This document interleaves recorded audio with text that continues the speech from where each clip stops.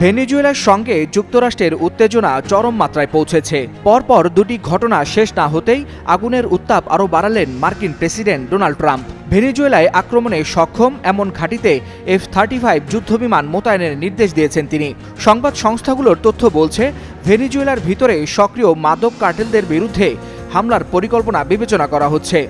এর প্রস্তুতির অংশ হিসেবে ডোনাল্ড ট্রাম্প পুয়ের্তো রিকোতে F-35 স্টিলথ যুদ্ধবিমান মোতায়েন করেছেন। যুক্তরাষ্ট্র বলছে আপাতত অন্তত 10টি উন্নত যুদ্ধবিমান পাঠানো হয়েছে। বিভিন্ন গণমাধ্যম বলছে ভেনেজুয়েলার সাথে আগে থেকে দাকুমড়োর সম্পর্ক।